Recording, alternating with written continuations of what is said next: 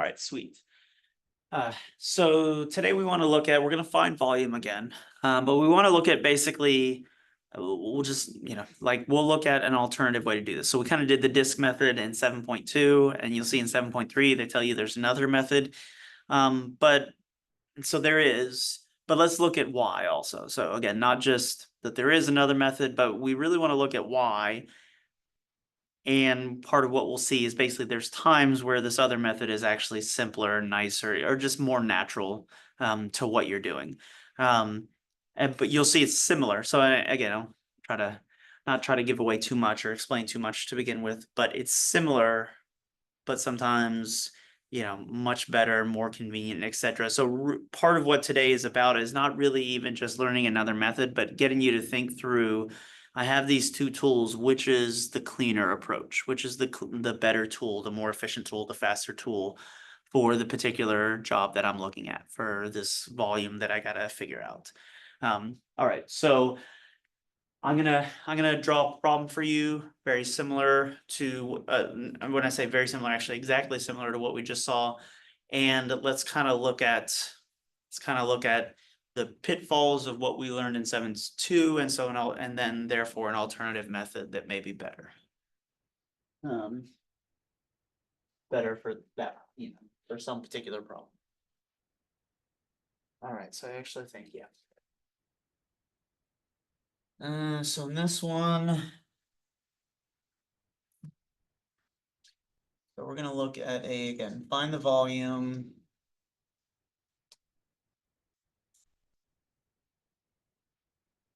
Rotated around, we're gonna go the y-axis on this one. So notice again that this problem, it's saying the same thing. So it's the same thing that we were doing in the last section. So I'm not actually changing the goal of the problem at all. I want you to find the volume of some curve or line or whatever rotated around an axis. And so we're going to see the same things today. Sometimes it can be the y-axis, sometimes the x-axis, sometimes some other axis. So like all these things are possible. But again, what we want to look at today is, again, the downfalls that I think you probably saw in the previous video, or just things that were annoying about the disk method sometimes. And then again, an alternative that maybe is much more efficient and faster in certain situations. Anyways, but yeah, find the volume rotated around the y-axis. We're doing the same thing. Again, this is 7.3. And so let's do, this is going to be square root of x, and I'll draw a diagram and give us some nice little limits and all that good stuff.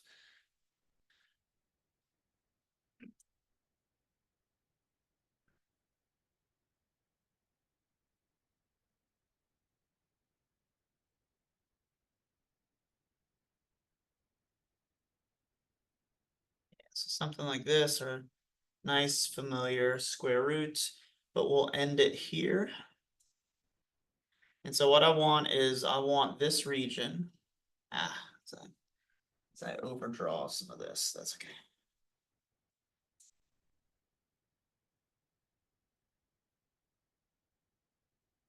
And so I want this region, but I want it rotated around the y-axis. And so what we did in the last section is we would say the disk method says, again, imagine that I draw some rectangle out like this. So, yeah. And I'm going to rotate that, in this case, around the y-axis. So the problems that we saw in the last section, if you're imagining sort of this rectangle here and you're rotating around the y-axis, this is one of those cases where we ended up with really a ring, not a disk. And so you had to play this game if you're gonna find the volume. So let's just kind of compare and contrast for a second. If I was gonna find the volume of this, what I'd have to do is I would have to I first would have to write, the area of the big circle. So basically from here, from the end here, all the way around to the other side. And then I'd have to find the area of the small circle from the, from the point on the curve here around.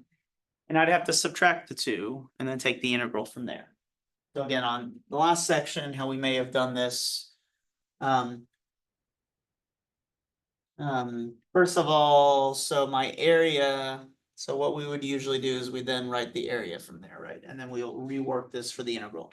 But the area would have been pi times the bigger radius squared. Now on this region, the bigger radius is always 4. So that'll be 4 squared. Or 16. So you get 16 pi. Then you'd have to subtract pi times, and we would need the area of this small circle. But the area of the small circle, so the radius there is the x, value. So what we had to do in a problem like this in the last section is we had to actually first solve this for x. If you solve that for x, you get x equals y squared. And then we could use this. We could say pi times y squared squared. But y squared describes that distance there, the radius of the small circle. And so that would be the area of this ring that we create, right? This washer. And once we have that, then we just basically, to get the volume,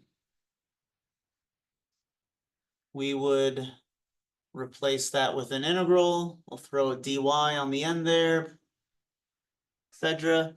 And you go and work that.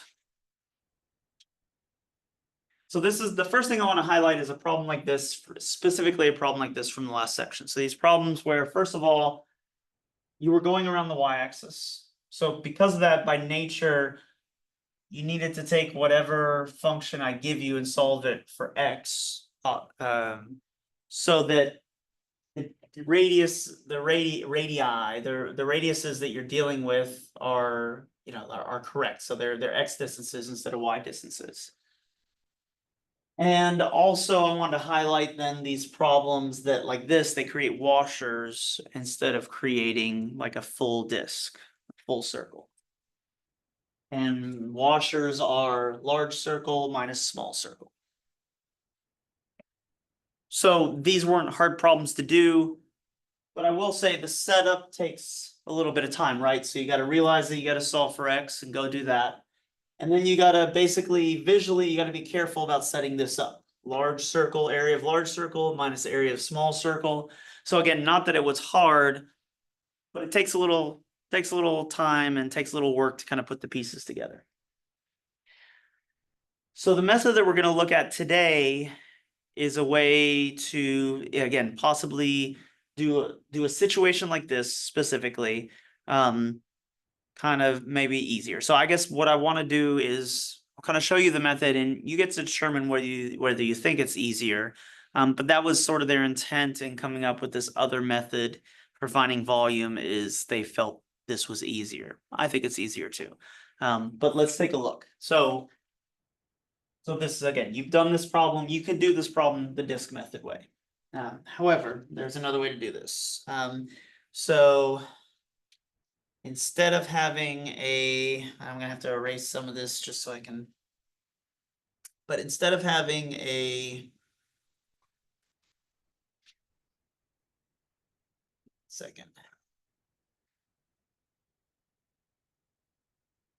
so instead of trying to create a horizontal disk like that,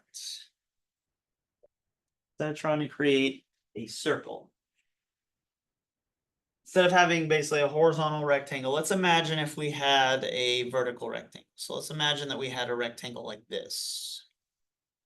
So I'll kind of highlight it in like that. And let's imagine then we still do the same rotation. We rotate this around the y-axis. So the thing is, rotating this, where I'm keeping the region, the area that, the flat space, the region that you're looking at, and I'm still doing the same thing with it. I'm rotating it around the y-axis. But this time, instead of trying to create a circle, trying to create a disk, if I'm looking at a vertical rectangle, so we could also find the area of this using a vertical rectangle. And if I rotate this around the y-axis, so I want you to try to visualize it in your head. It doesn't create a circle. What shape does it create?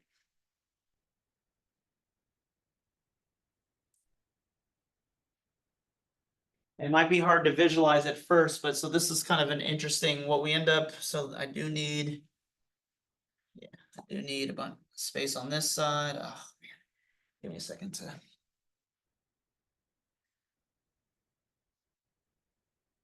Go slower when I'm tired. 1, 2, 3, 4. All right, so let's kind of look at if I'm going from here.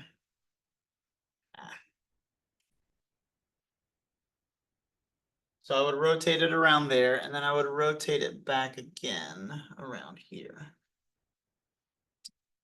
And then I would do the same with, say, the top of that, so I'd end up with sort of.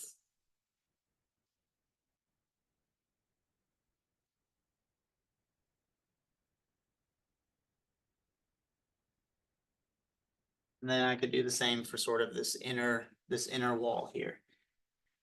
This visually isn't as, give me a second here.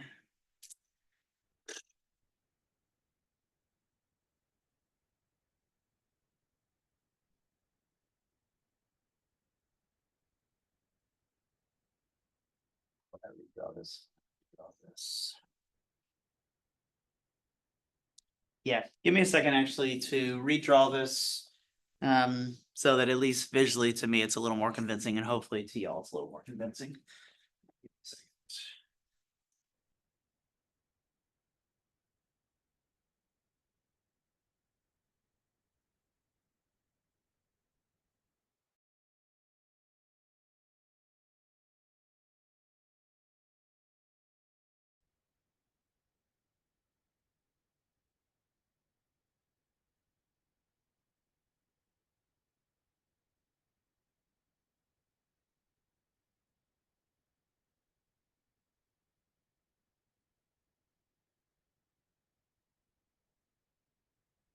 Let's get the perspective right on this. So that's gonna be there, this is gonna be there.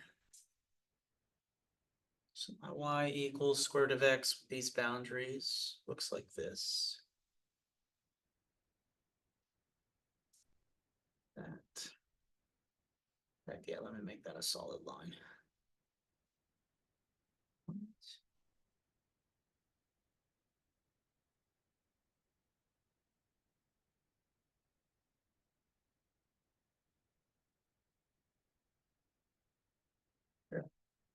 And then, like I said, so this time I'm gonna do with the dotted line. Let's imagine. Well, let's actually do the edge. So let's imagine a dotted, oh, fuck. Let's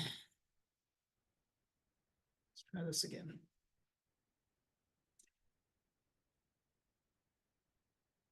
All right. Let's make sure that's on. Sure. Let's imagine kind of a dotted line right along the edge there, if the tool will allow me to do it. So this is going to be my rectangle with height. So notice the height here, when it's a vertical rectangle, height is the y value. So the height is square root of x, and my width is going to be dx. So again, with a horizontal rectangle, usually your height or your value you're working with is your x value, and dy is your width, and then vice versa here. My height is y, which is in terms of x, and my width is dx. And so what I'm going to do here is I'm going to rotate this around. Let me try to do this a little more true to perspective. So it'd be something a little more like this. And then we'd also have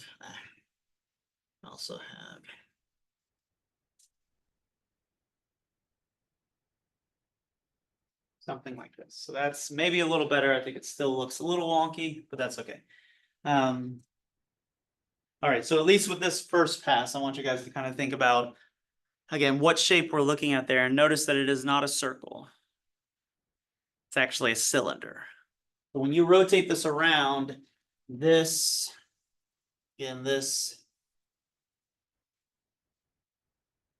rectangle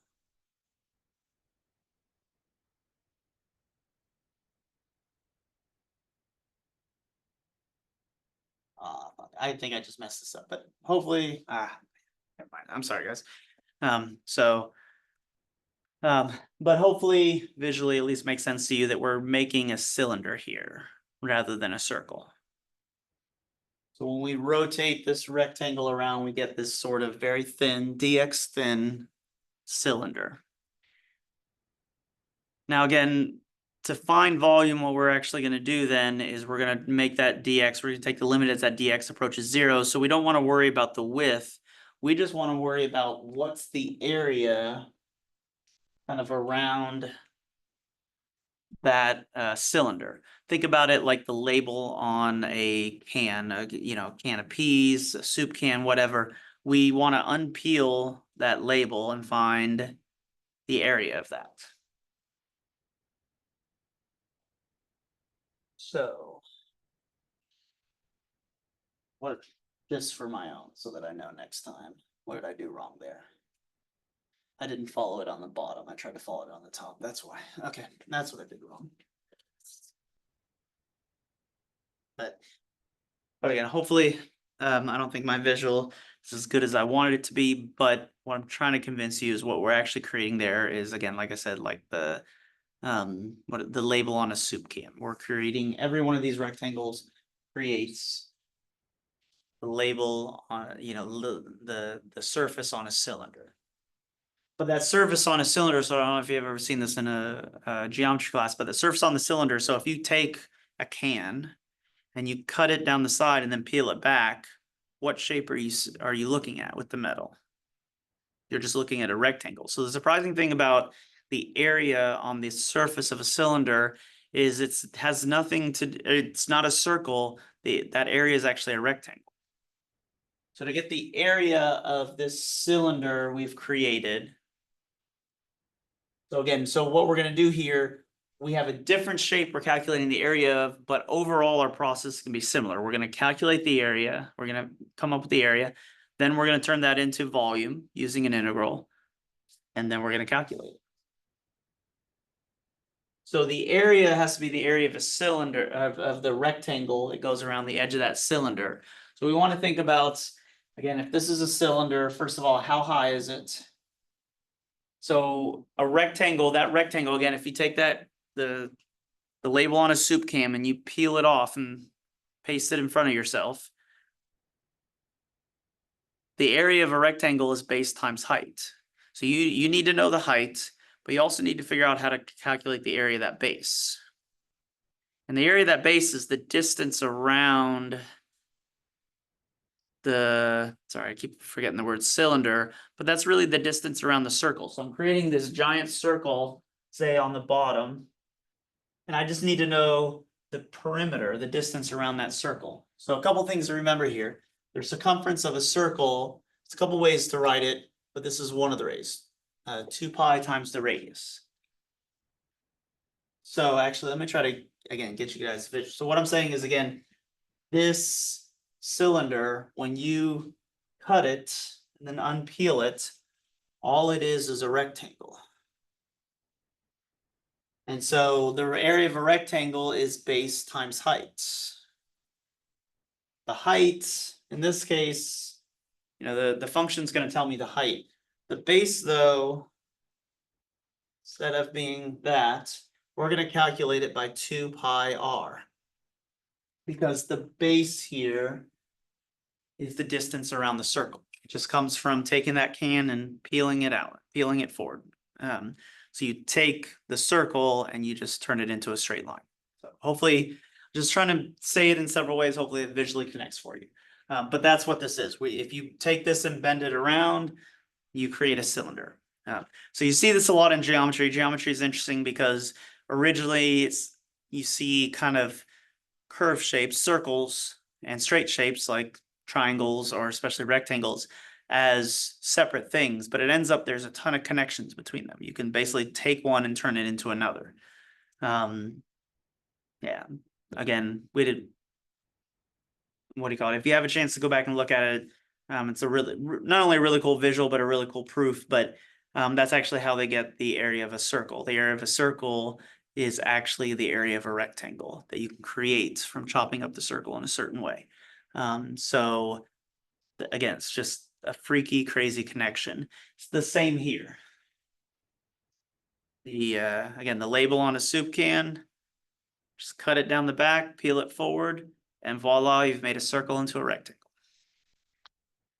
The base, the distance around the bottom of that rectangle or that circle, though, is 2 pi r.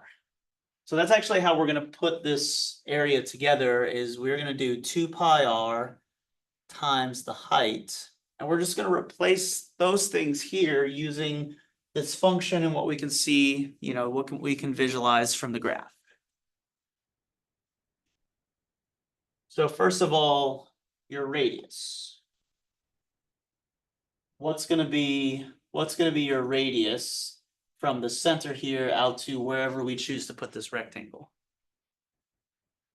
Good, and notice that surprisingly has nothing to do with this function. The distance from here out to wherever I choose to draw this rectangle is just the x value. It's the x value that I choose. So this radius I'm going to replace with x.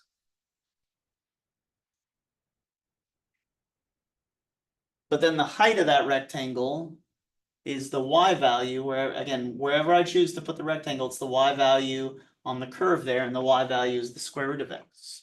So the height is the square root of x. But once I have that, 2 and pi are constants, so I don't need to replace those, so I've got it. So if you're going to use the shell method for something like this, then again, where you got to start is just like we did on the last one. You got to put together the area. On the last section, the area was the area of a circle, right? Or a circle minus a circle. Here, it's going to be the area of, again, this label on the soup can. But that area is always 2 pi r times h. So it ends up, all you ever got to do is replace the r and the h with what you see from the diagram or what you get from the function. And that'll give you, so this gives me the area of, again, the surface of this cylinder. And then the volume, when you rotate this around the y-axis, the volume then ends up being, so basically you're going to take that cylinder on the outside and you're going to add the next cylinder in from the next rectangle, and then the next cylinder in. So you're going to keep adding the area of all of these cylinders that literally fit inside each other, like a Russian nesting doll, or kind of like, you know, just cans, what do you call it, like steel cans that you just fit right inside each other, because their radius for them is progressively smaller. So to get the full volume, I'm gonna keep drawing the next rectangle and then rotating it, and so basically calculating the area of each. Sorry guys, I keep repeating myself because I'm tired. But calculating the area of each little tin, little what do you call it, surface of a cylinder that I can fit within the previous one, and I'm just going to add all those together. So you're going to have a bunch of cylinders going kind of all the way in from rotating this, what do you call it, that area around the y-axis. So then, just like last section, all I got to do for volume is I then gotta, so the volume here is going to be that. So I'm going to take the integral as dx. I'm going to take the limit as dx approaches 0. So I'm going to take the integral of this dx. And then that'll go get us the volume.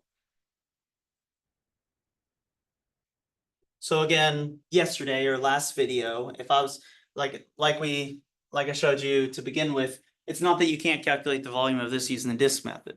You just would have had to do an integral, an area where it's circle minus circle, and then you set the integral up from here. So what I'm saying today is an alternative way to do that is to use, is to take these rectangles and rotate. When you rotate them around, you create cylinders rather than circles. And so, like I said, part of what you know, for this homework, you're gonna get a lot of problems where I think it is advantageous to use the shell method. So they call this the shell method, by the way, because you're creating shells of a can, of a cylinder. But you'll see a bunch of problems where it's advantageous to do this, but the bigger thing you gotta figure out from today is, you know, when we're doing problems like this, is this easier for you? If it's easier for you, then that's the method you want to go to. So fast forward to, to our test, to our final, I'm going to give you a problem to work with. I'm not going to say use the disk method or use the shell method. I'm just going to say find the volume, rotate it around whatever axis. So it'll be your job, especially with the, with this homework and then with the review, to just kind of get used to which one do I prefer? Which one works better for me in this scenario? So I think one advantage about this method in a scenario like this is notice that this is a good bit easier of an integral. Not that I think it makes a ton of difference. You still did the integral yesterday on the last, video, fine. But this is a bit easier, and that's really the advantage of this method is it takes some of these scenarios and gives you a easier integral to do. So let's work, or let's kind of start working this through. So I'll just go ahead and take out the coefficients because they're going to be constant all the way through. We have x times the square root of x. Remember again that square root of x is 1/2 power. We really have x to the first times x to the 1/2. So this is x to the 3/2 dx. And then notice again, this is a really easy integral to do. This is just simple power rule, nothing more than that. All right, so you guys can knock through this in a second. So I'll pause, you pause, go ahead and work the rest of this integral out. Oh, sorry, I didn't put limits here. We're evaluating that from 0 to 4. So go ahead and work through that.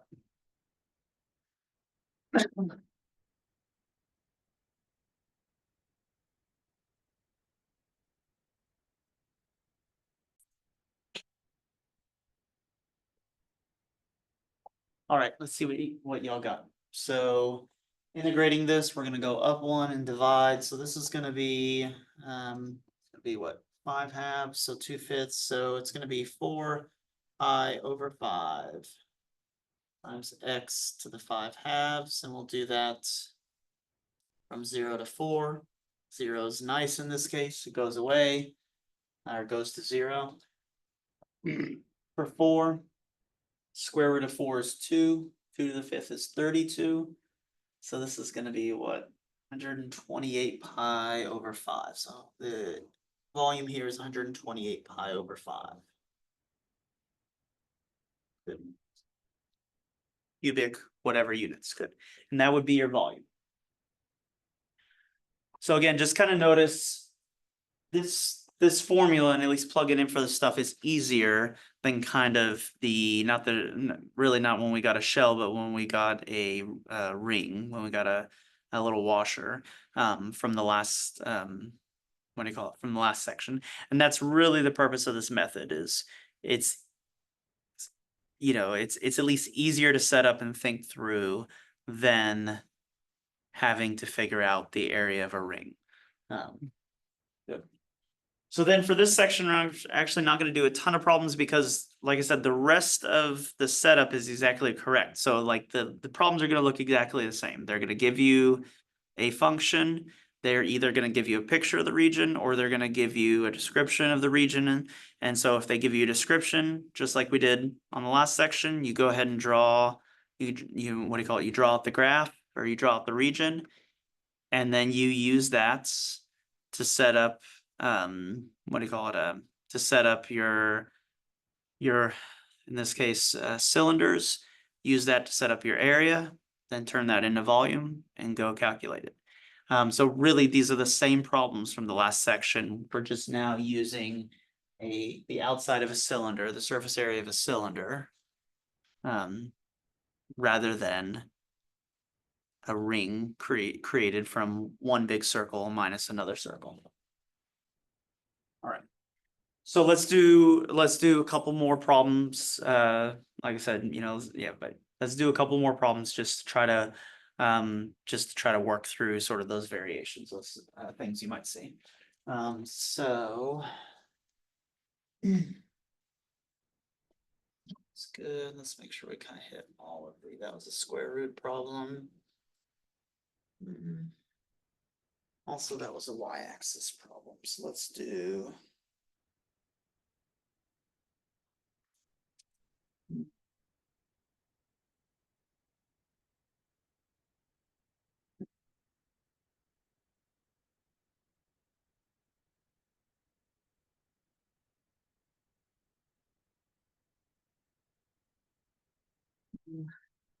Reduce that.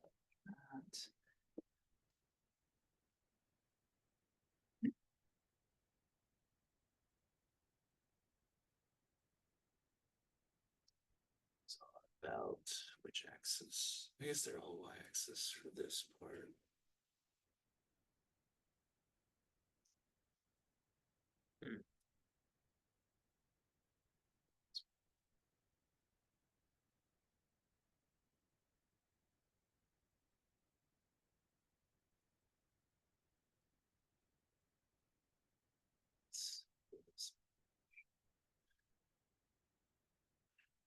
Oh yeah, let's do one of these actually.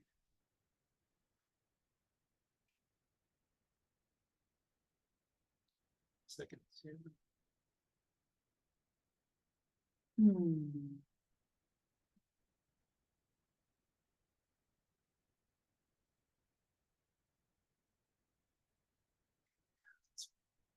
It's up to there.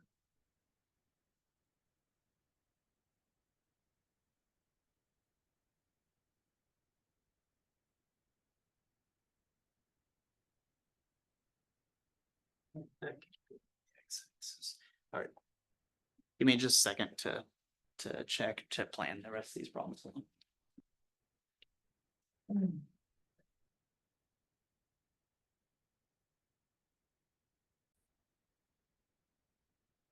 All right, I think I have a good idea of the four problems. So let's erase all this and the next one. So we're gonna, on this one. So we did y-axis that time, so find the volume. Here, rotated. About the x-axis.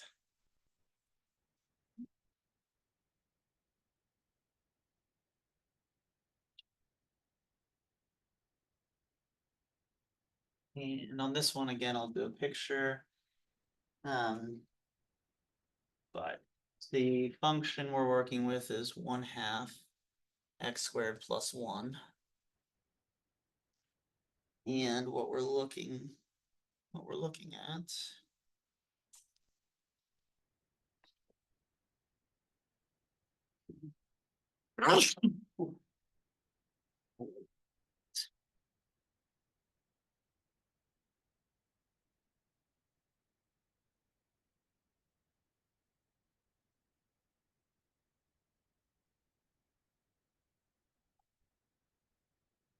plus 1 like that. They cut it off. Yeah, that'll do. That'll be good enough. All right, yes. So we're gonna get a little half or quarter parabola or whatever you want to call that, but kind of up to there. And we're actually gonna cut it off here. So I'll actually cut it off there. So this is the region I'm focused on, and I want to rotate this about the x-axis. Now again, notice we didn't do, I mean, we definitely did problems rotating around the x-axis. I think we didn't do as many of these in the previous section, but again, notice that you could draw, on this one, you could draw a vertical, well, I won't draw it in yet, but you could draw a vertical bar, and when you rotate this about the x-axis, you again would get a ring. And again, the ring, so this just these type of situations, whether it's y-axis or x-axis, when you get the ring, it's not that it's completely doable. But setting it up with the opposite orientation is always going to give you a cylinder, or the what do you call it, the surface of a cylinder. And that formula is just easier to work with. So it ends up that it's just easier to work with. And so it might make your integral easier in the end. So again, we could do a vertical rectangle and get rings, washers. and just integrate all those up. Or again, we could do, so in this case, we could change the orientation and make this a horizontal rectangle. And when we rotate this around the x-axis again, what we're gonna get is we're gonna get the edge of a can. So again, what I wanna do is I wanna try to do this perspective-wise.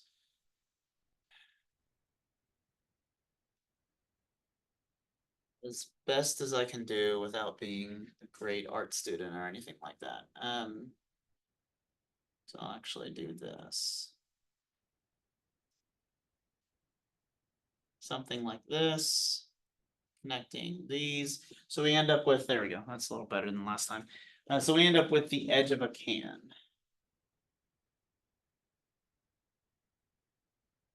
And every time, so in this case, since it's a horizontal, again, like the last section, since this is a horizontal, what do you call it? Sorry, rectangle. So in this case, when I move this rectangle, I'm moving it along the y-axis. So here, the y is my independent variable. That's telling me, kind of, I'm choosing y values instead of x values. So as I move it in, I'm gonna get a can again within a can, within a can, within a can. So if I can calculate the area of one of these cans or the surface area of one of these cans, then I can just add up all the other ones with it. So as the delta, in this case, this is a delta y. As the delta y goes to 0, then we get an integral, and the integral adds all that up and gives me a volume. So again, we're gonna start with calculating the area. And the area this time is again gonna be 2 pi times the radius times the height. And again, we're focusing on the height of not just the rectangle, but again, you want to visualize it so you can think of it as the can. So notice here that the height of this can, last time the height, well, yeah, so the height of this can is the distance kind of up to this curve, but we need, in this case, we need the x value, not the y value. Our function is given to us as y equals 1/2 x squared plus 1 though. So this is a problem. So even when you're doing the shell method, sometimes you still have to resolve your equation for the other variable. So this is just something to look out for based on, again, the key here is visualizing your scenario. They already gave you the picture on this one, but you might get some problems where you don't have the picture and you're going to have to draw that out yourself. But the key is visualizing it, because then when you look at the scenario, you'll know whether you need to take the equation as it is or resolve it for the other variable. So again, in this case, my height here is actually the x value at that point. So I need to resolve this for x. So I'm actually going to give you guys a chance to do this. So I'll do what you've probably gotten used to my method, my kind of strategy, my methodology for teaching you guys, where we start out with some problems where we kind of do all the parts, or I kind of take you through all the parts. And then I'm going to start breaking it down and giving you guys a chance to do each part, so that by the time you're doing these problems yourself, you can do all the parts and you know how to run through all those parts. So that's kind of my cleverness there. So let's start breaking it down. So I'll pause, you pause, go ahead and solve this for x.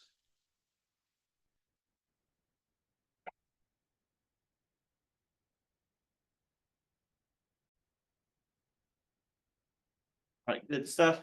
I'm not going to write out all the lines of algebra there, but hopefully when you solve this for x, so what you're going to do is subtract 1 and then multiply by 2 to get rid of the 1/2, and then take the square root. So this should end up being x should be the square root of what, -1 times 2, so 2y minus 2, square root of 2y minus 2.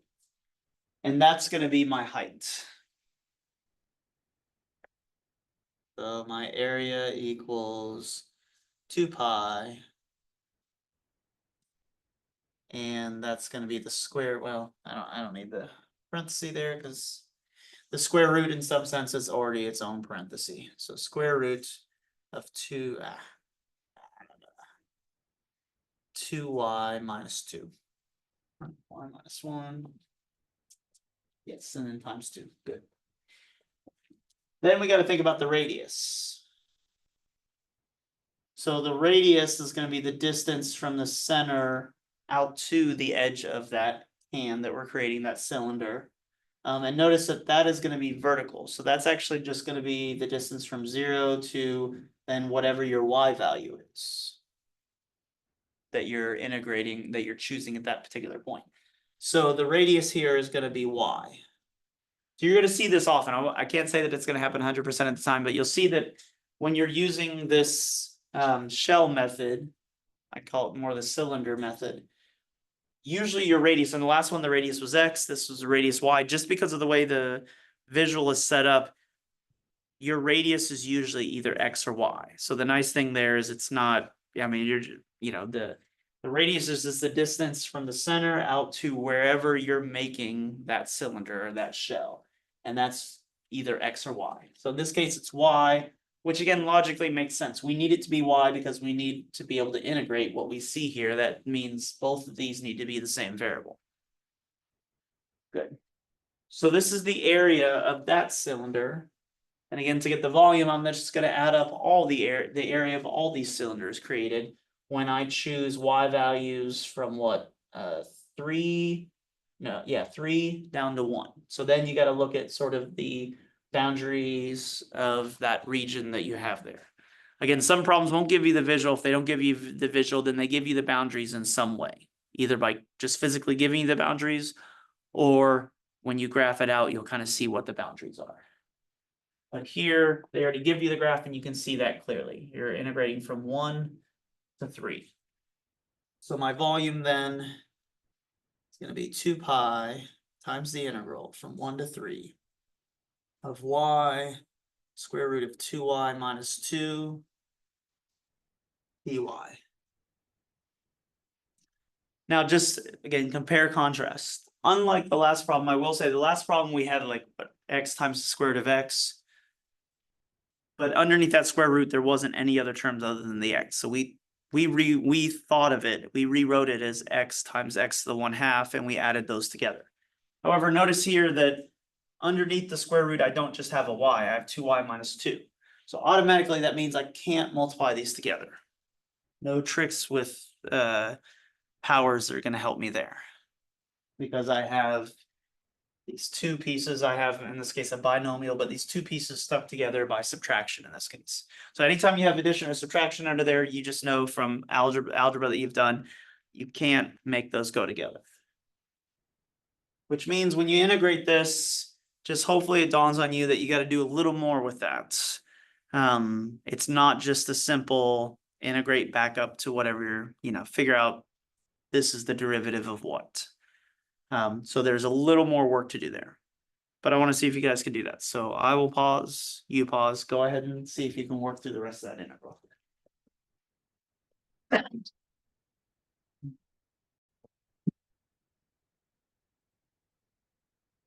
All right, so, let me just feel like visually, yeah, that's a little better.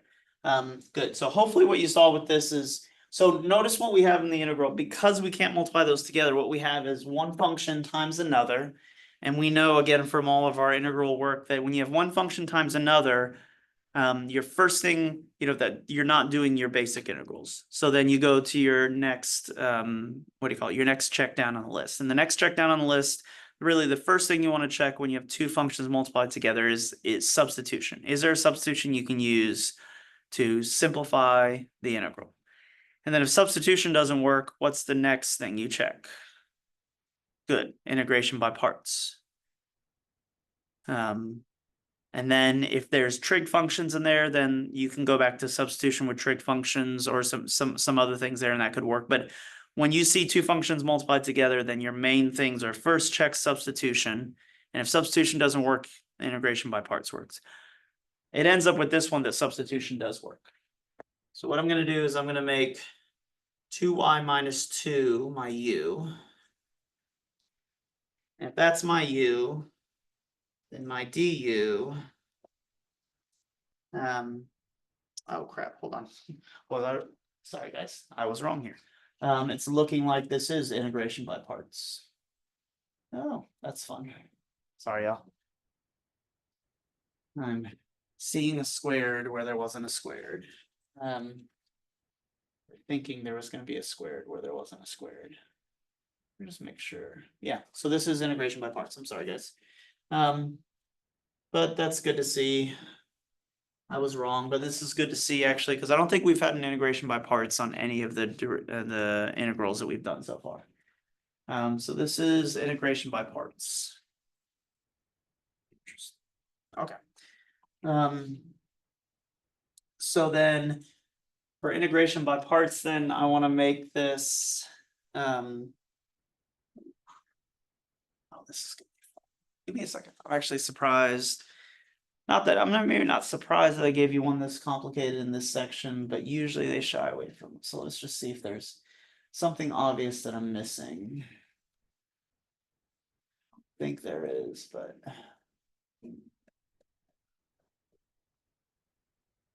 it's 2, well, minus 2 square root. But the derivative of that is 2, which doesn't match. Yeah. Yep, integration by parts. And so what I'm gonna do here is I'm gonna make, so integration by parts, we gotta pick a u and a dv, and I always want my u to be something that when I take the derivative simplifies a lot, not only in itself, but then simplify so that it'll simplify the other integral that you gotta do. So I'm gonna pick this as my u. I'm gonna pick this as my dv. That's a fun dv, actually. That's gonna be interesting. If that's true, then my du is just 1 dy or dy.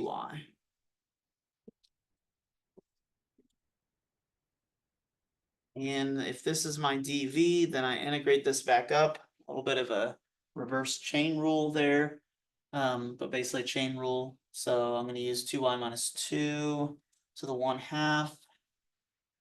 And we're going to bump it up to 3/2, 2/3. And then we will divide by the derivative of that again. So the dv on that should be 2/3, 1/3, should be 1/3. 2y minus 2 to the 3/2. Just make sure that works.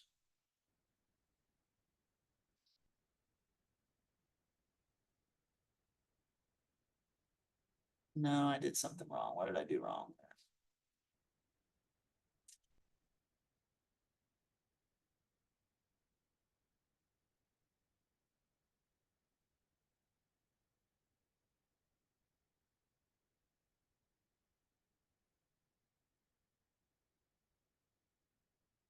No, I did it right.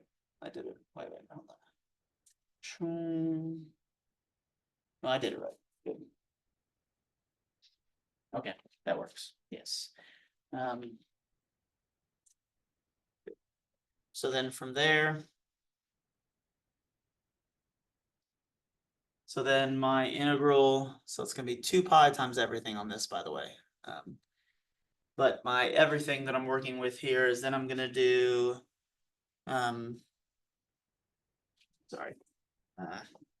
This is supposed to say not equals, but basically this is my v. So that equals v. So then I'm gonna do u times v. So it's gonna be 1/3 y. It's 2y minus 2. This is fun. 3/2, and then I'm gonna subtract the integral VDU of VDU. So then it's gonna be the integral of this dy.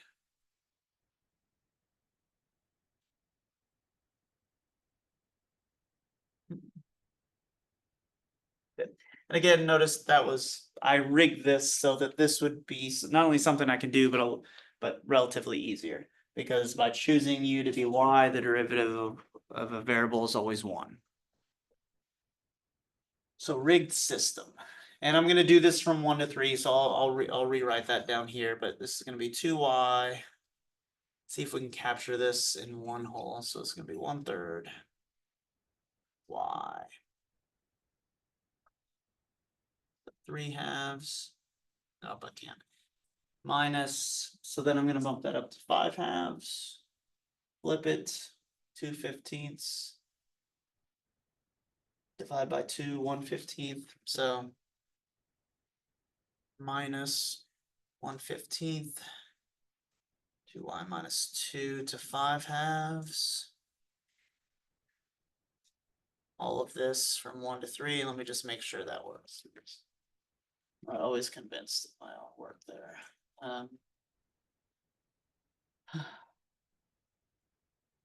1/3, yes, that is correct. Good. And then we gotta evaluate it from 1 to 3 there. So let me make short work of that, and if you didn't already get this calculation, just make sure you can kind of pause and make sure you can get the same calculation. Let me also make sure I get it right, but well, the one nice thing though here is when you plug in a 1, so 1/3 times 1 is 1/3, but 2 times 1 minus 2 is a 0, and 0 to a power is 0. So actually the 1 is nice because it makes all of these terms go away. So then that means I don't have to worry about that half. I'm just plugging in the 3. And that was very intentional on the exercise maker for this textbook. It was very intentional on their part. The 3, 2 times 3 is 6, minus 2 is a 4. Okay, so we can play that out. So 4, you take the square root and you get a 2, you raise it to the 3rd power and you get an 8. So that'll be an 8 times a 3 here. 3 times 1/3 is 1. So that's first part is going to be 16 pi. And the second part, let's see. Square root of 4 is 2. 2 to the 5th is 32. Oh, that's a fun one. So 32/15 times 2 pi, so minus 64/15 pi. And you could keep it like that, but they probably want you to simplify it, or at least they prefer it. It's not technical necessity. But 160, 80, 240,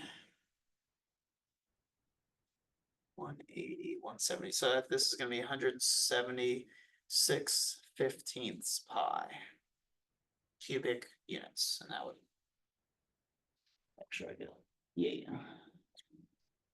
60, 80. Yeah, that should be correct. Good. And that would be the volume of that. Good. So just again, just like the last section, we saw some problems around the y-axis, some problems around the x-axis. From the last section, we also then solved basically the other types of problems were, again, problems around other axes like x, some other vertical axes, x equals a number, some other horizontal axes, y equals a number. We also saw problems intermixed in that we just saw problems where they didn't give us the picture to begin with. We had to create the picture. So let's look at a couple along those lines.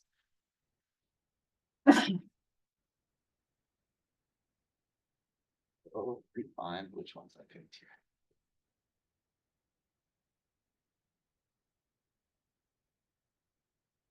So it was that. Oh yeah, we want to do something like that next. Let's do it around.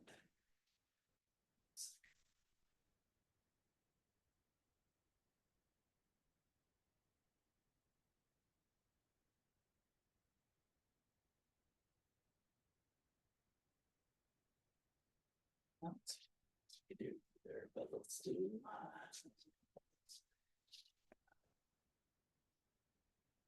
So we're gonna do find the volume.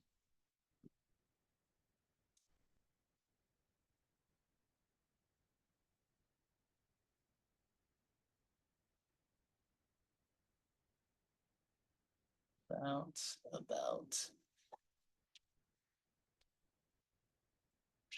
Maybe we should do that last. Let's do the other.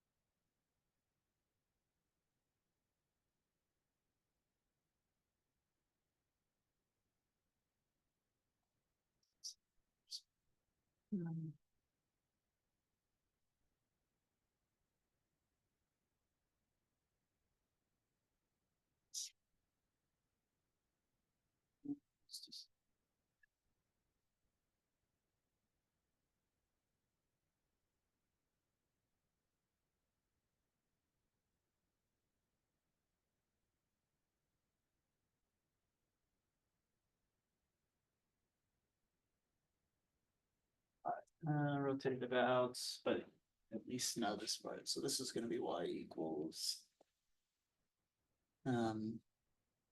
Say y equals 4. And for this problem, what I'm gonna give you is the function is y equals 3 over x squared.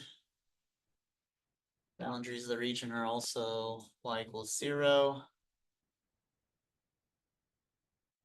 And x equals.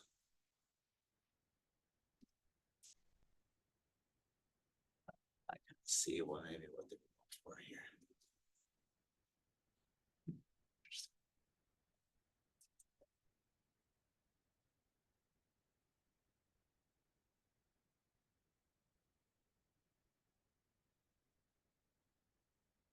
Let me actually give me a second. Let me change this around.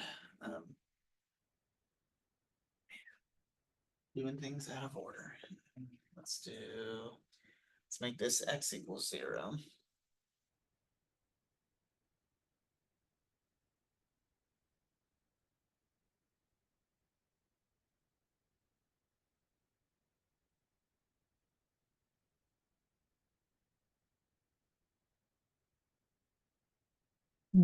Sure. Let's do y equals 1 and y equals 3. Okay.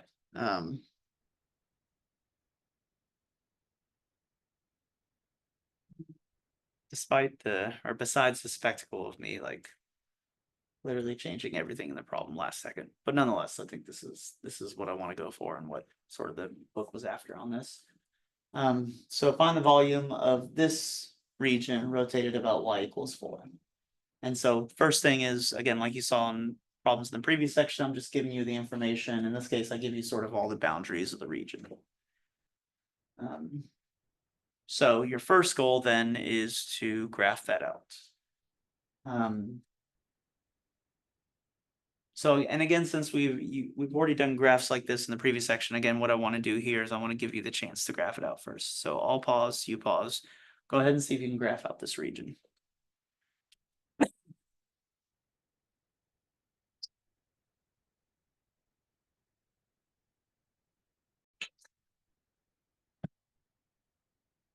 All right, so let's take a look at what this looks like. And we're gonna have to rotate that way, so let's leave a little room.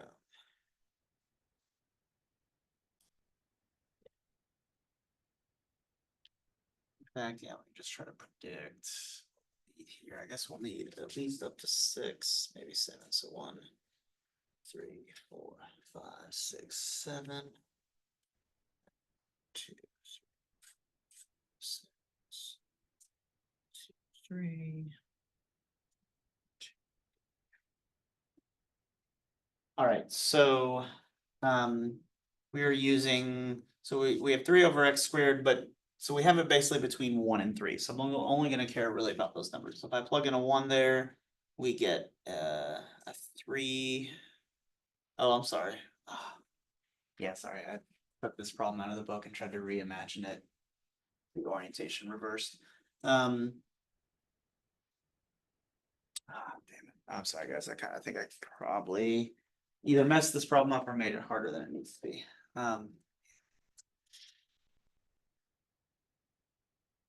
Well, I guess we got to graph it according to x. So I'll kind of plug in a 1 there and you get a 3. And I will plug in a 2 there and you get something like, well, I guess 3/4. And I guess this still works. It's just weirder than I was thinking at first. So we're gonna get a graph like this.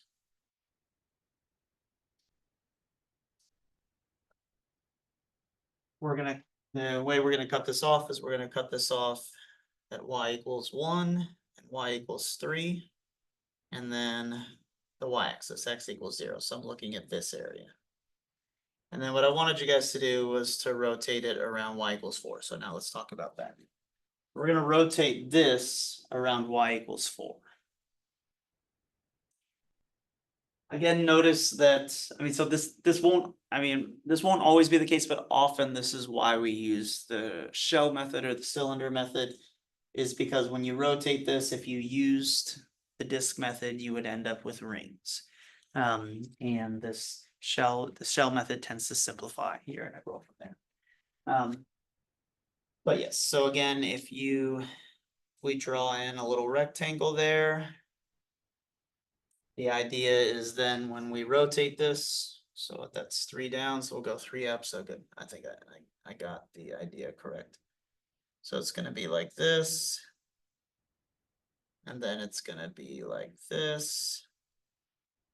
And you see, but you'll see kind of the can that we're creating. Good.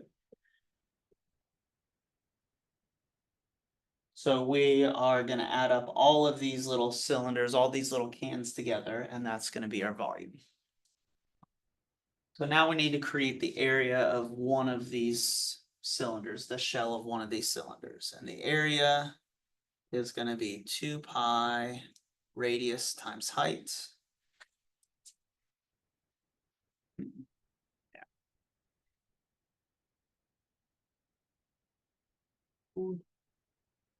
So now let's see if we can figure out this part. So first of all, the height of our rectangle.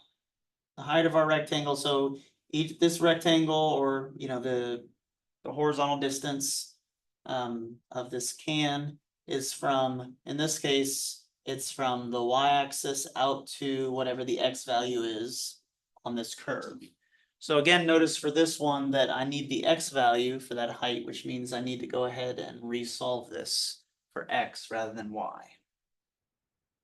So that one really, well, yeah, let me have you guys do that really quick. I'm not even going to pause it. So I'll just stand here for a second. Go ahead and take this and resolve it for x so that we then can use this for the height. So go ahead and do that for a second.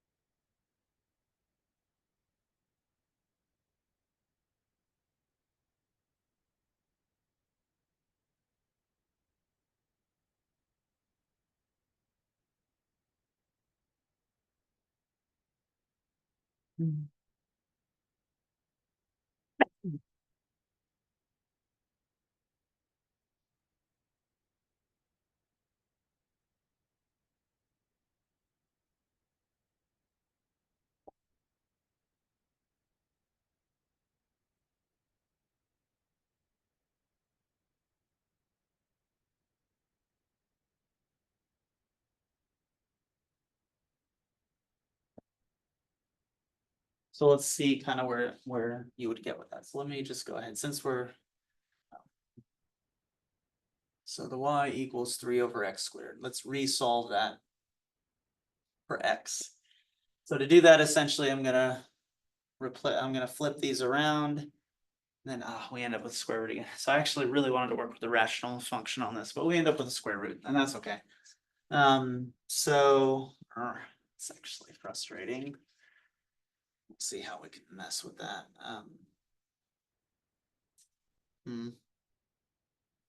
Yeah, that is true.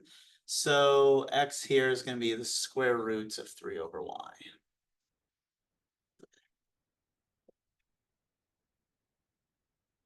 And again, the x value on the curve is, in this case, the height of our can. Oh, yeah. The height of our can. And so we'll replace that there. So that's going to go here. Now we want to think about the radius. So the radius again is going to be from the center, which I'm now saying is not either of the x or y axis. My center is y equals 4 to the outside of this can. Now the outside of the scan is whatever y value I'm choosing between 1 and 3. But then the question is, what is my radius? And notice in this case, it's not just x or y. So in this case, it would have been a y value, but it's not just y because that y is the distance above the x-axis. I've got to do the center, so that the radius is going to be the distance from the center to whatever the y value is. And remember that distance is always done by subtraction. So normally we're using the x-axis or the y-axis, which the markers for those numerically is 0. So you don't really have to subtract because subtracting 0 doesn't do anything, right? So naturally, whatever the y value is or x value is, it tells you the distance. But here we want to know the distance from 4. So we've got to subtract to get that distance. Because again, if you want distance, you're subtracting. That's always how that works. So we got to do 4 minus whatever the y value is. That means my radius here, so my area for the edge of this can is 2 pi. My radius is going to be 4 minus y. And then my height now is the square root of 3 over y.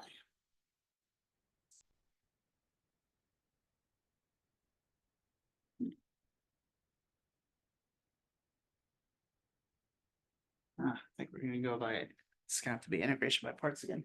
Well, it's really not my intention here, but we'll do it.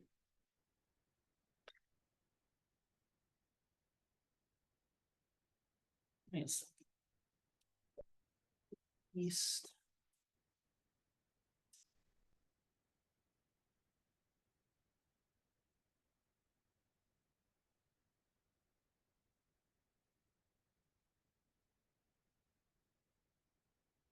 Let's make that easier. Oh, man. Step 2 of the way it was written.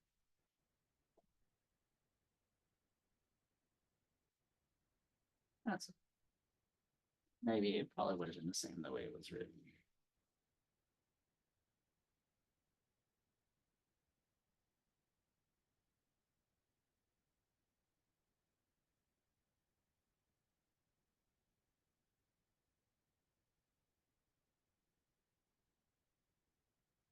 Oh no, I guess it would have been easier the other way. Okay. My bad, y'all. All right, sorry. So, but yeah, this is gonna be the correct, that's the correct area for one of these soup labels, the edges of the can. And then we're gonna add all of them up from 1 to 3 here. So my volume, so then if I'm gonna put together the volume is gonna be 2 pi times the integral from 1 to 3 of 4 minus y times the square root of 3 over y dy.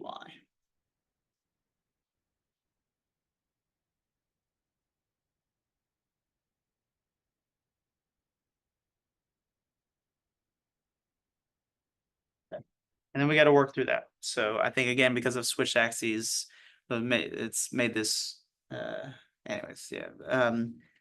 This, notice, basically this again is gonna end up being, it's gonna end up being integration by parts. So I'll just kind of give you guys that ahead. So I think for this one, let me just go ahead and work through the integration by parts.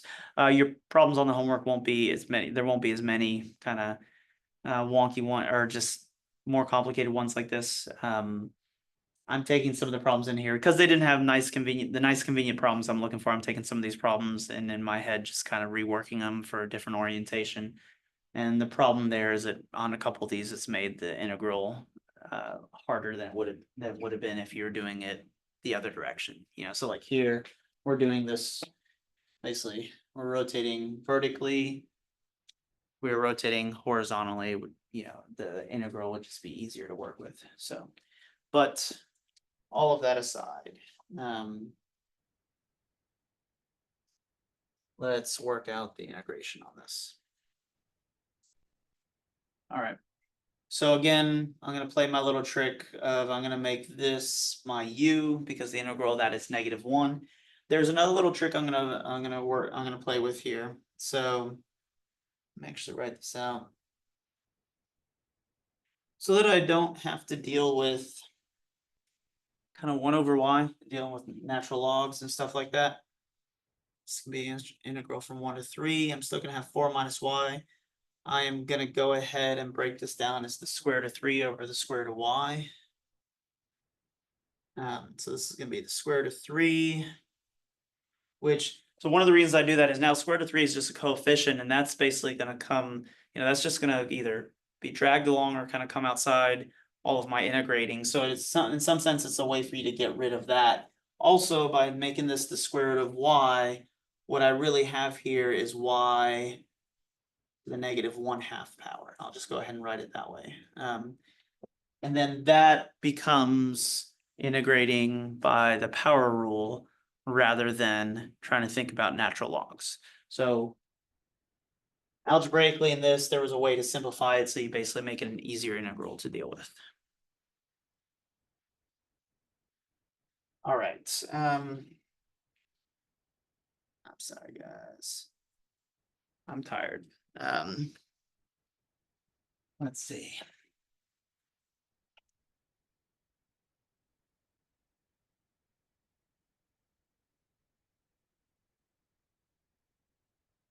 I still need to write out the rest of this though. So actually,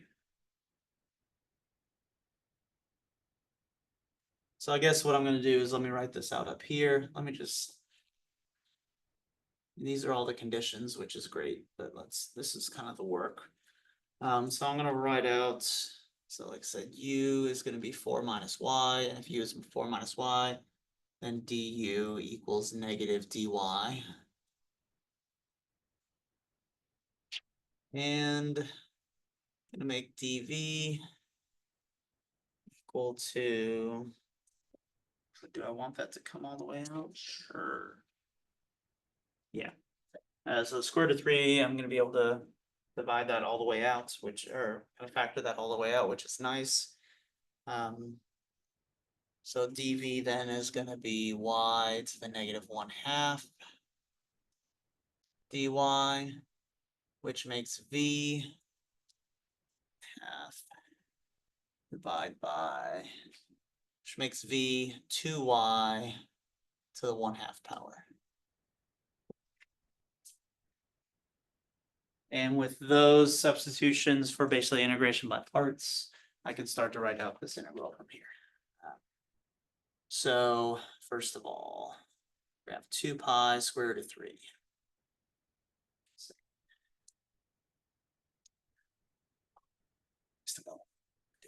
Jesus, I gotta get faster at this. Well, no.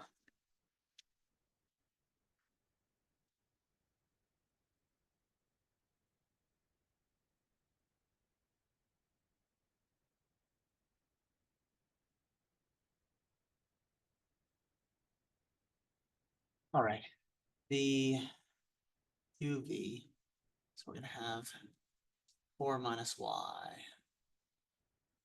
It's 2y to the 1/2 minus the integral of then vdu. So that'll really be then plus because of this extra negative that comes out of there.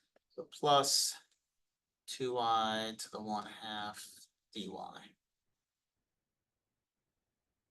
All of this from 1 to 3. 2 pi square root of 3. All of that stuff. 4 minus y. 2y to the 1/2. And that'll be plus. So then integrating this, go up to 3/2, divide. It looks like that'll be plus 4/3. Y to the 3/2. This is all from 1 to 3. Unlike the last one here, the 1 does matter. So there is some work to do there. So again, what I'm going to say is I'm going to write this stuff down, make sure to pause it and validate it yourself.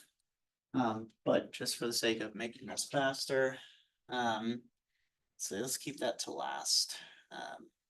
So 4 minus 3 is 1. Square root of 3, so that's gonna basically be 2 square roots of 3 plus square root of 3 cubed. 4/3 square root of 3 cubed. Okay, that's fun. And then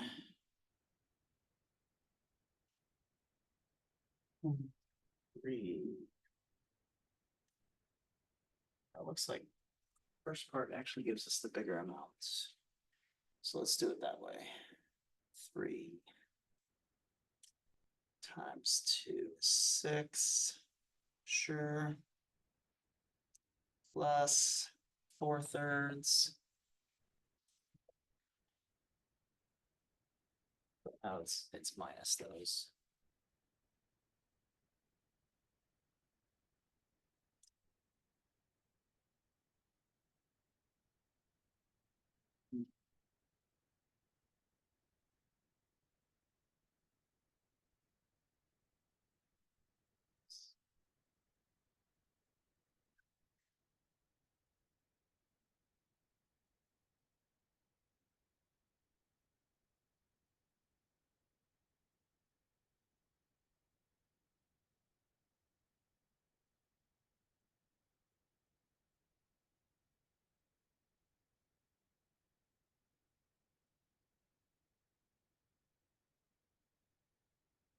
Well, let's just write it out as it is.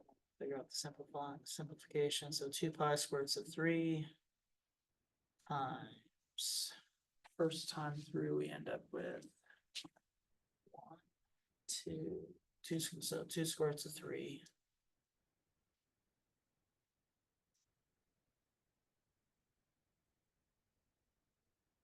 Four thirds square root of 3 cubed.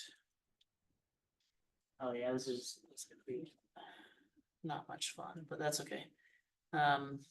Minus 6 minus 4/3. And you gotta multiply all that by square root of 3. That's actually where this may at least. So that'll be square root of 3 to the 4th power, which is gonna be a 9. That's nice. Okay, so square root of 3 there is 6 plus 9. So 18. Okay, there we go. 18 minus 6 minus 4/3, 12, 36, 42/3 with a,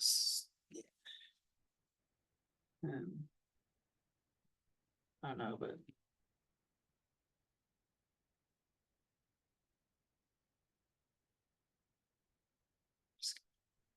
square root of 3 is gonna go through everything.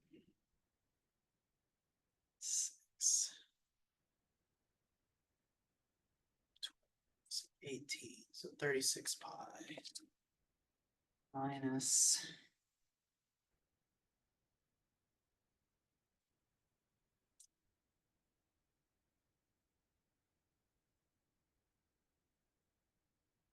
36 pi. Let's go ahead and make it thirds. 108 pi over 3.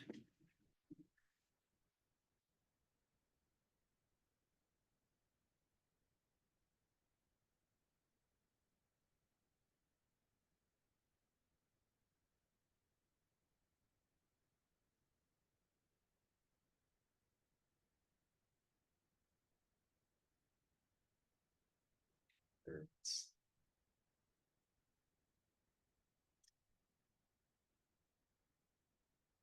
I'm just gonna have to. It's one more step of simplifying that I can't see fully in my head, so it'll be this minus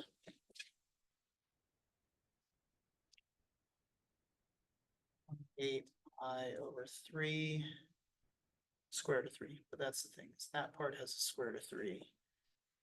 So actually, I'll just kind of keep it that way. There's probably a way to simplify that, but actually, I don't think there is. I think you just combine the fractions, now that I think about it. But I'll just kind of leave it there. So that's the volume there. All right, so like I said, there won't be as many integration by parts in your homework just because the axes, the way you're rotating it is going to be more natural. But nonetheless, that's how something like that would work. All right, so let's look at. No, maybe it's not enough. Well, no, we do need to look at one more. So let's look at one more. And again, let me find it. Well, let me find it first. This one, I don't think I have to change from what they have in the book.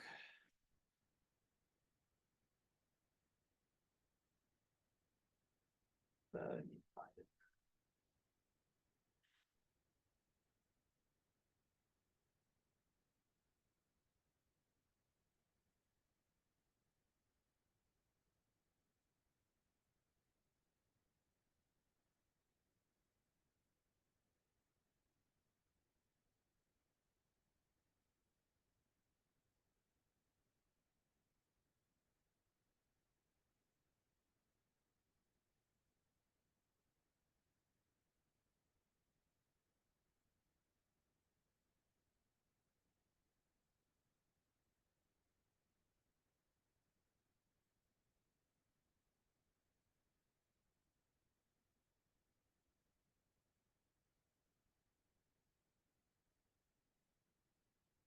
Oh, let's see.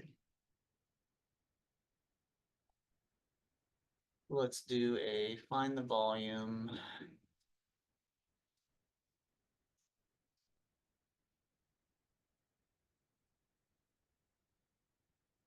Dated.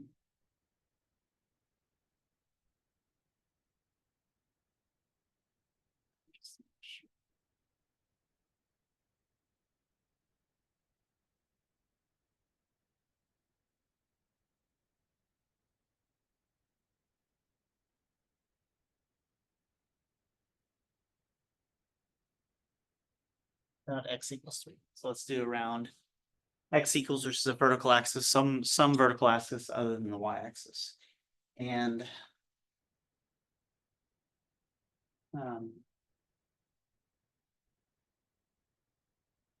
this one where they're going to give you Y equals X squared. And they're going to give you Y equals 4X minus X squared. So they just give you the two functions. They don't give you any other boundaries.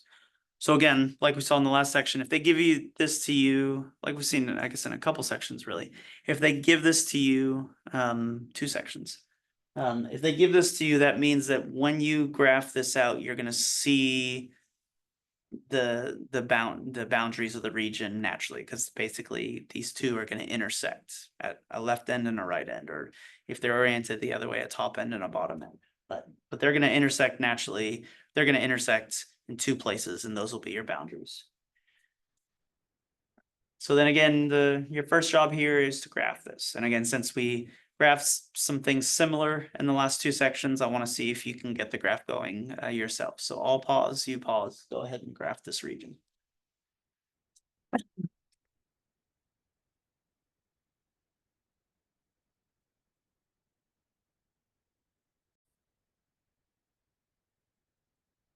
All right, let's see what you got for a graph here. So what we should have seen here.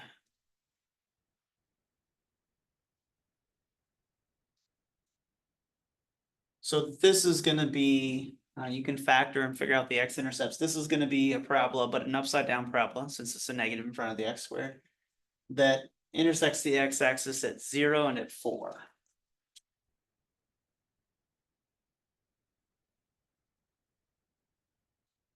And at 4. And then that means its vertex would actually be at x equals 2. So at x equals 2, it looks like 4 times 2 is 8. Minus 4 is a 4. So this is gonna have a vertex there. So we can kind of draw that parabola. And then y equals x squared is our normal parabola, where its vertex is actually 0, 0. And then it goes through 1, 1, and then 2, 4. So this is our normal parabola that looks like this.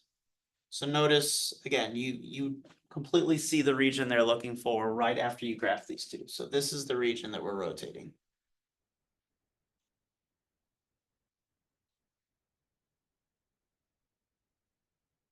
Good. So this should have been the graph you ended up with. Now we want to rotate this about x equals 3. So I'm going to draw in a vertical line at x equals 3. And so what we're going to do is we're going to rotate this around that axis.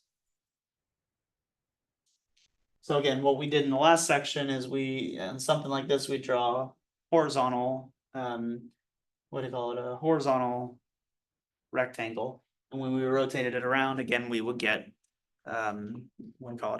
we would get a ring. We would get a washer, a circle, big circle minus a small circle. This time, so another way to do this is I can draw, here I'm gonna be more general, but I can draw, let's say, a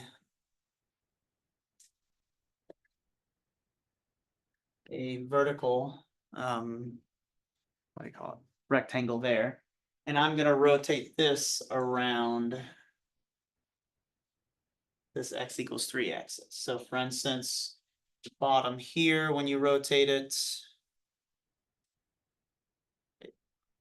let's make sure, again, I want to make sure my perspective kind of looks roughly accurate. So I'm going to get something like that, and then the top rotates around like this. And again, what I get is a cylinder there. But as long as I'm getting a cylinder, then all I need to do is calculate the area of the surface area of that cylinder. And then I'm just going to add them all up.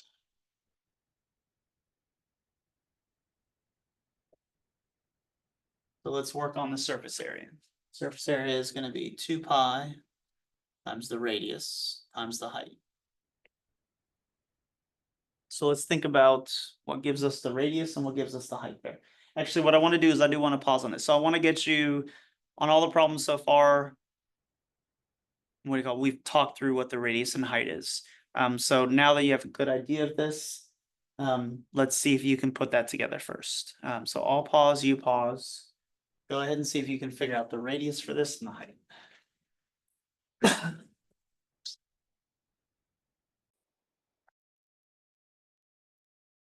All right. So I'm curious. I want to see what you guys put together here. So let's think about first the height. And hopefully the height you probably got pretty easily because honestly it's very similar. It reminds us of the problems we saw in the last two sections where you were looking at two different curves, the region between two different curves. The height here is just the difference in the y values between those two curves. So you're going to take the y value of the top curve, which is the 4x minus x squared, and you're going to subtract the y value of the bottom curve, which is the x squared. And that gives you the height of this cylinder we're creating. So the height there is going to be 4x squared minus x squared, which is 4x minus 2x squared.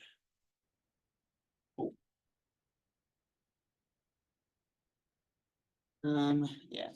And then the radius, I didn't leave enough space for the radius, so we'll just move these around. But the radius then is the funner part. So the radius, for whatever x we choose, again, we're not rotating around the y-axis, we're rotating around x equals 3. So it's going to have to be 3 minus whatever x value we choose. So again, anytime you have distance that's not oriented towards our natural 0, distance is always subtraction. So 3 minus whatever my x is. So yeah. So this is going to be 3 minus x times 4x minus x squared. Sorry, 2x squared.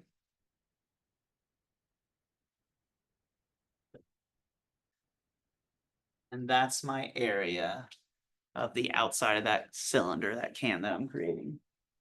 So 2 pi times the radius times the height. Good. Now notice in this case, so thankfully, yeah, so I changed a little bit on this problem, but I kept the orientation. I think that's what dogged me on the last two problems is I changed the orientation from the way they did it in the book. We still got through the integrals, by the way. They were just a bit more complicated than what do you call it, than we'd like them to be. But notice on this, then the nice thing here is there's no square roots, there's nothing like that. Like this is just, I can actually go ahead and do some distribution there, and we end up with just a polynomial to integrate, which is beautiful and easy. So my volume here is gonna be 2 pi times the integral from 1 to 3 of this when you multiply it out. So again, I want to kind of leave that to you. So I want to leave that to, you can go ahead and distribute this out. So you get your kind of final piece here. And then I want you to work through the integral there. So I'll leave that kind of all to you. So I'll pause, you pause, go ahead and work through that.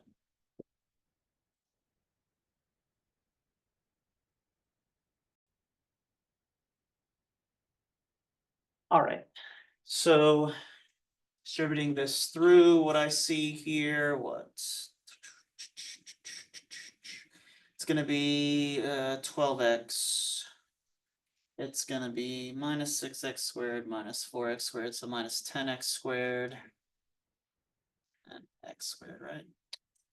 Yes. And then minus plus 2x cubed.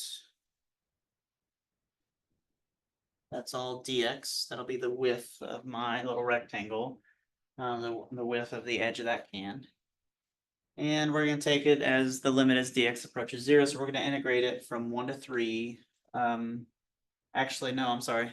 I'm really sorry, guys. You probably were like, wait, why is it 1 to 3? Because I wasn't thinking for a second and I was just tired and just put the numbers in from the last problem.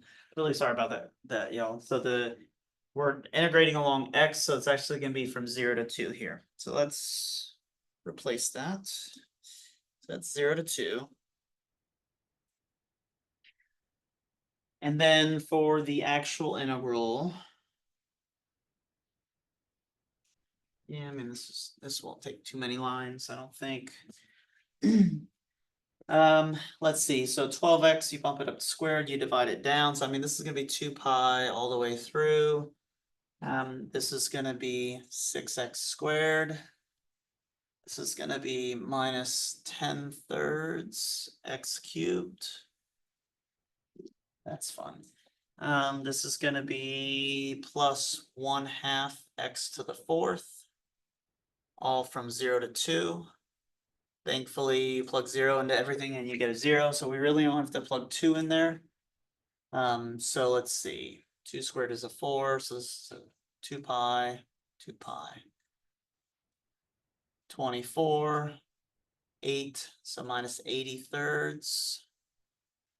16 divided by 2 is 8. Sorry, being sloppy about my writing. That's okay. So we can have 32 minus 80/3. Oh, 32. Okay, good. 96. So you end up with 16/3. So you end up with 32 pi/3 as the volume. Almost thought it was negative there. If you end up with a negative, that usually means there's something about the orientation. Easily could just be a plus or minus error somewhere in your work. So that's the first thing you want to check. But if it's not that, it's actually usually with integrals about orientation. So if you flip the orientation around, you get negative, areas and volumes instead of positive. All right, but that one works out. So 32 pi over 3, and that is our volume. Again, of some weird shape, but it works. Okay.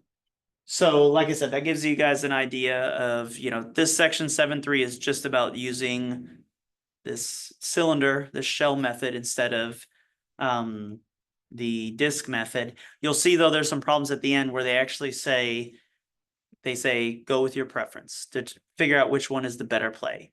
And if you can figure out which one is the better, I think visually you'll be able to figure out which one is the better play. pretty easily. Again, you'll see a lot of times every problem that we've seen here, and I won't say it's 100%, but it's a lot, it's most of them. The problems that generally work better with the shell method are ones where you would have got a ring. And again, it's not like I've been saying the whole lecture, it's not like you can't do it the other way. But those are the ones that tend to work better with the shell method. Definitely if you're rotating, especially if you're rotating about the X or Y axis and your shape is right up against it, that's always the disk method, because it's like you have no hole in the middle. So it's just easy to create a circle and add your circles up. So that's just, you're taking the integral of pi r squared. That's it the whole way through. So again, you're going to get a couple problems where they say, their official instructions is you choose, you decide which one is the better play. So also, not only for this homework, but again, thinking about the final, which will actually be next week. So when I give this problem to you, I'm just going to say find the volume. So you might find working this section that you still like the shell method better, even if you have to do the big circle minus small circle, even if you're getting a ring. And if you like that better, then just always do that. So again, the goal of these two sections is, it's to work working the homework is more about getting you practice and getting you good instincts for how to set these up, but also good instincts for which method do I prefer? What do I want to run? And some of you are going to be able to see the two different methods and run both methods. But some of you, so I think if you're more of a gamer, then you're probably going to end up like that. But if you're more of a procedural thinker, you just kind of want to run the same thing every time, just realize you can run the shell method every time. And I'd say if you're more of a procedural thinker, the shell method is your better play. That's going to work. Even so, again, the problems where it's a ring and you have to do big circle minus small circle, like we've talked about, again, ultimately that's not a big deal. The work, the functions that you're going to end up with, the work that you're going to do that is still quite doable. It's not going to be hard integrals. So just as you're doing this, kind of figure out what type of thinker you are. If you're more of a gamer, you're actually going to kind of like it when you can break it up into just this instead of something squared minus something squared. But if you're more of a procedural thinker, the shell method is going to work for you every time. So you can just always set that up and run it.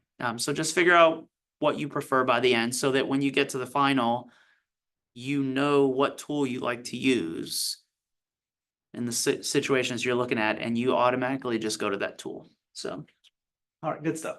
Otherwise though, that's this section. So same problems, just different method for these certain problems where it tends to give you an advantage. So that'll be it for 7.3. I will return. I'll see you guys in the morning. I'll see you guys next time for 7.4.